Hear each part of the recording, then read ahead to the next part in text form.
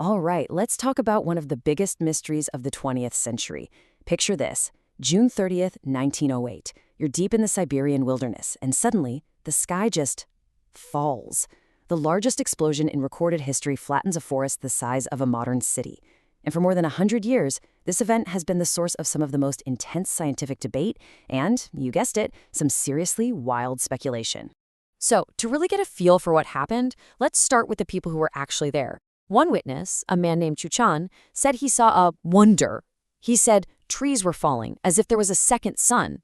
I mean, can you imagine that? A light so bright, it hurts your eyes, so powerful, it just starts knocking down the forest around you. This is what the local tribes witnessed firsthand on that absolutely terrifying morning. Now, for the local Evenki people, who were nomadic reindeer herders, this wasn't some abstract scientific event. Oh no. To them, this was something else entirely. This was divine. It was a visitation from a god, and it was about to change their entire world. You see, in their mythology, they have a thunder god named Agdi, who punishes wicked people with fire from the sky. So when this happened, it wasn't a mystery to them. Their shamans knew exactly what this was. Agdi had come down from the heavens. They believed he sent what they called iron birds and massive lightning bolts to curse the land. Maybe because of some tribal dispute or broken taboo. For them, the message was clear. And this belief was so incredibly powerful, so deeply felt, that the entire area became taboo, a cursed place, a site of absolute terror. It even sparked a whole new tribal religion centered around the event. And for decades, no one dared to enter, which, as you can imagine, made it pretty much impossible for any scientists to get in there and figure out what really happened. So, fast forward nearly 20 years. A scientific expedition, led by a guy named Leonid Kulik, finally makes it into this forbidden zone. And what they found, well, let's just say it was stranger than anyone could have possibly imagined. Nothing could have prepared them for what they were about to see. What greeted Kulik's team was just absolute, mind-boggling devastation. We're talking about an area of over 2,000 square kilometers, completely flattened. That's a space bigger than most major cities.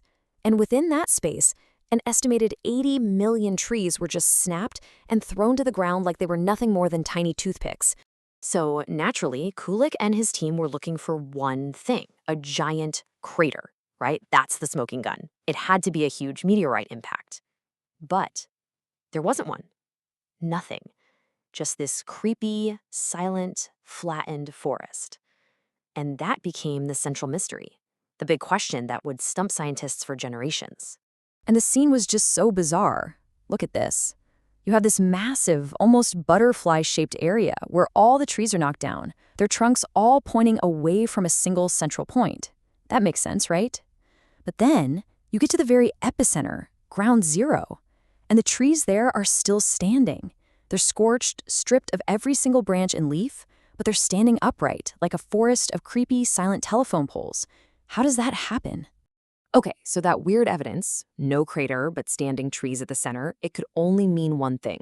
Whatever this thing was, it didn't actually hit the ground. It had to have exploded high up in the atmosphere.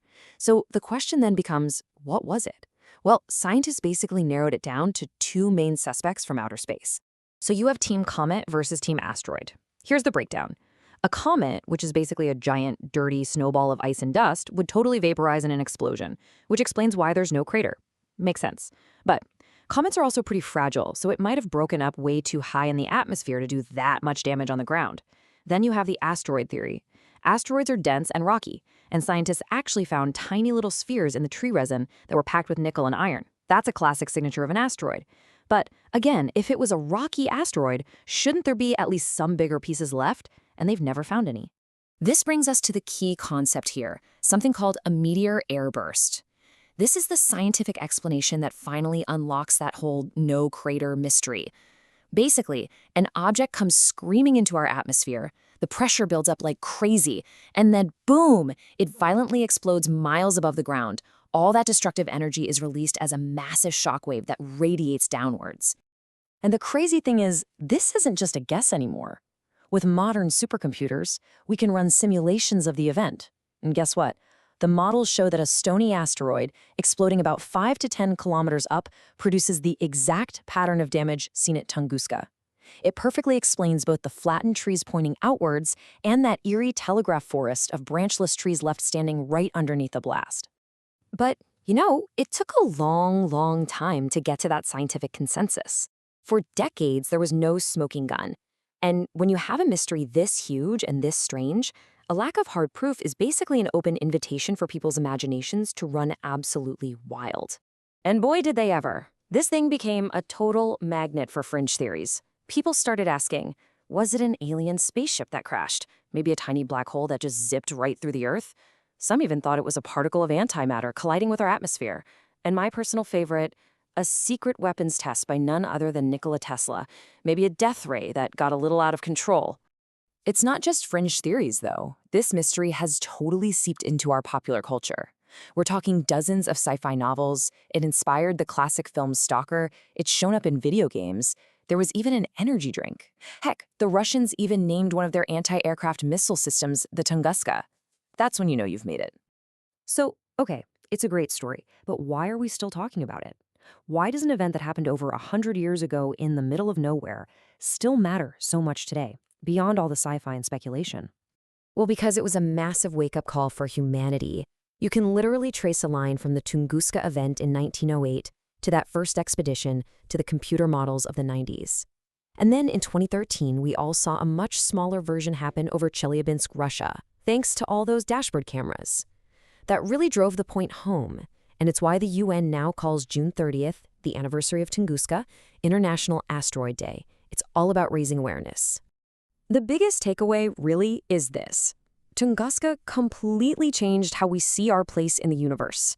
Before, we kind of imagined space as this perfect, clockwork system. Afterwards, we realized we're living in a cosmic shooting gallery.